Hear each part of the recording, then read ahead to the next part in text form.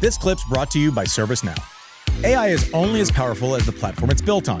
With the ServiceNow AI platform, your AI, data, and workflows all work together, connecting every corner of your business. To see how you can put AI to work for people, visit servicenow.com/AI-agents. Like the French Open final, if we're going to do any sort of recap show where it's like, when I was playing, tennis was viewed as this still like a very country club-ish sport, right? Where like if you're not getting hit, tennis was a country club sport, and yet Rivers can come back and play on 5 days' notice, right? So there were all these things that I just didn't understand, and I don't know that I've ever seen more respect for the athleticism that tennis requires. I think for the mental anguish that tennis requires, as after that match with Alcaraz and Sinner at the French Open.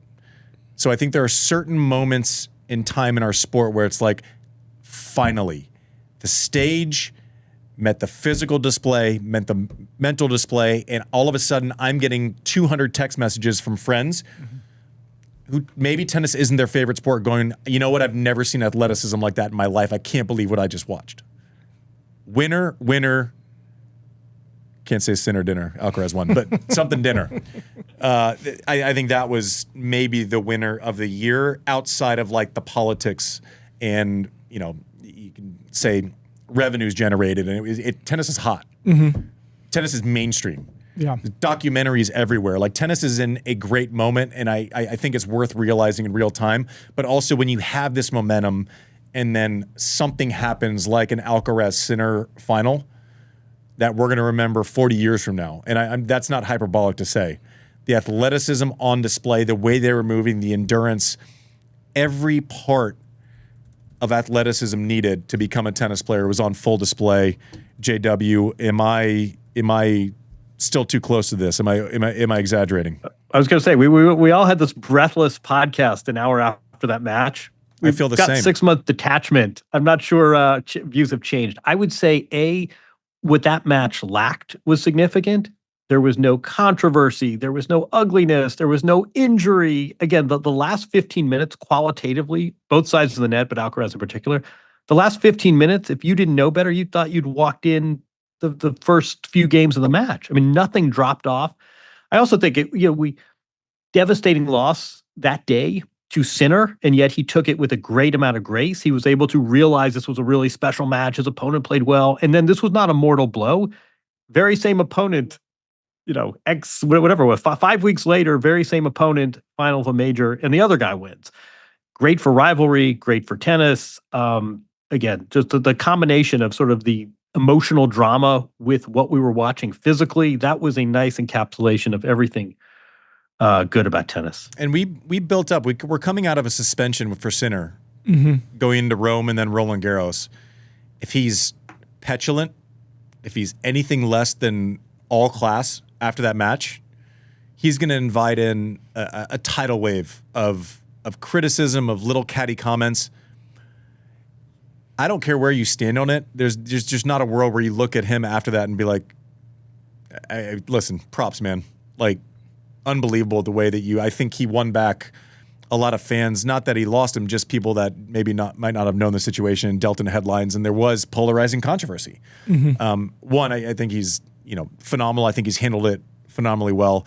I think that match and almost him being the sympathetic figure long term will be really good for him, and I think has been good for him with the way that he was able to show his human side even in disappointment there. That was a big winner for me.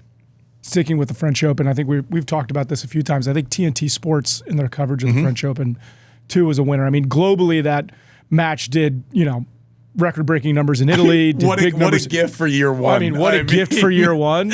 But I think TNT Sports, took some swings on some things and really is pushing back to your country club kind of thought process on tennis.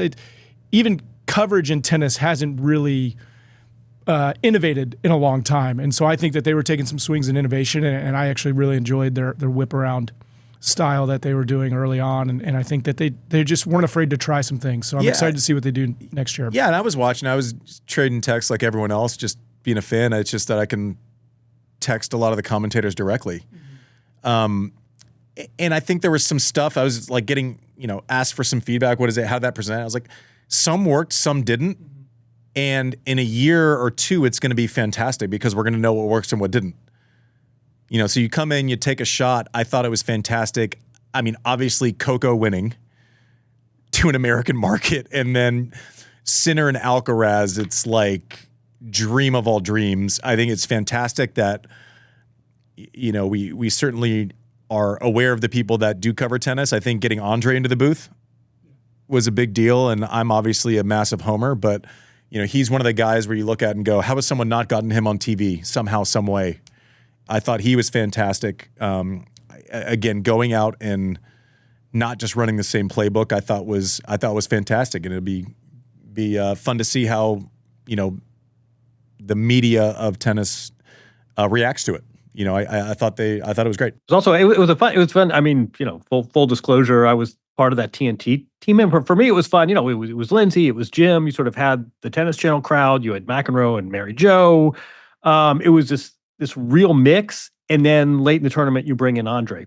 And, the TNT, they had come from a lot of these people. They'd worked Stanley Cup, they'd worked NBA. These were not hardcore 52 weeks a year.